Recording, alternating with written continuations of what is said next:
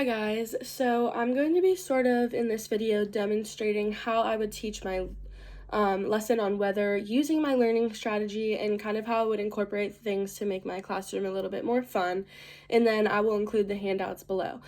So I will walk into my classroom, and to start, I'm going to ask my students about weather, all the weather that they know of. They'll raise their hands and I'll call on them. I'm assuming some of the answers would be like hurricane, rainstorm, cloud cover, all of that kind of stuff.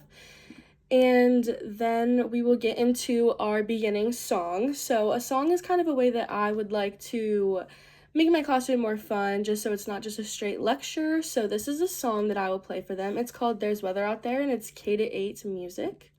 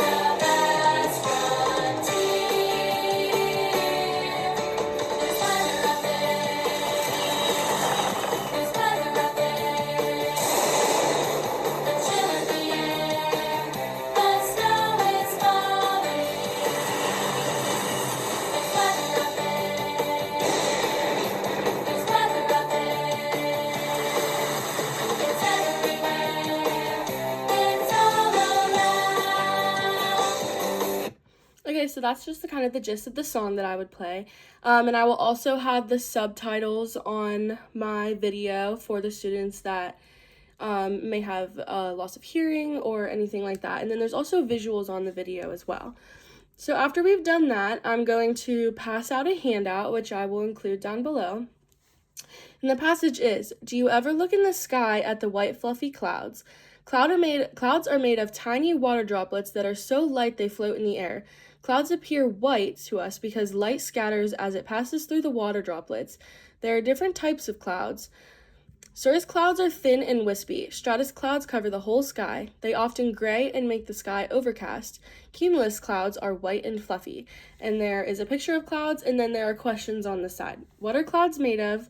Why do clouds appear white? What do cirrus clouds look like? What do stratus clouds look like? And what do cumulus clouds look like? So I'll pass that to my students, and using the repeated reading strategy, I will then reread this to my students for a second time. And then I will have my students kind of look at the worksheet on their own and read in their heads. And then after that, we will all read it together.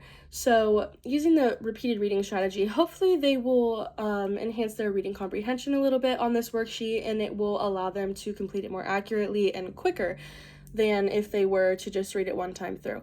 So after that, I will give the students probably about 10 to 15 minutes to complete this worksheet, and I will allow them to work with a group of friends. And then we will come back together and we will go over the answers that they've got on the worksheet. So I will ask the class, what are clouds made of?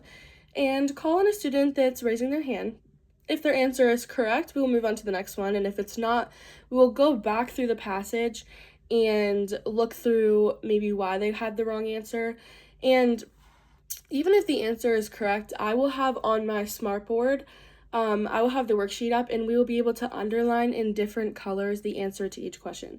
So for question 1, I'm going to put sort of a purple line under the question, and then when we find the answer, I will go over to the passage here and I will underline in purple the answer to the question and where they can find that. So we'll move down to question 2, and it will be, why do clouds appear white?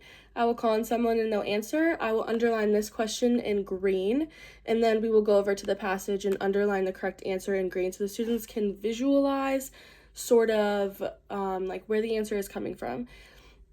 And also throughout all of this, my two students, KH and SR, will have assistance with their aides in the classroom, of course, and they will also be given bilingual dictionaries and then space away from everybody else. And if SR seems to be struggling with getting this worksheet done in the allotted time that I've given them, he or she can maybe step out in the hallway and have a little bit more time to work with it, just so the students aren't giving away the answers to he or she. So we'll go down the third, fourth, and fifth question and also color coordinate the answers to the passage. And then at the very end, the students will turn in their worksheets, and it's been a great day. Maybe I'll play the song again as they walk out, because I'm a very musically inclined person, and I know that when I was in school, I learned crazy off of like songs, lyrics. I learned everything based off of songs, and I think that is really how like facts, words, vocabulary, I think that's how that all sticks in a student's brain. So in my classroom, I will always be using songs, and it is a great way to keep them engaged and excited.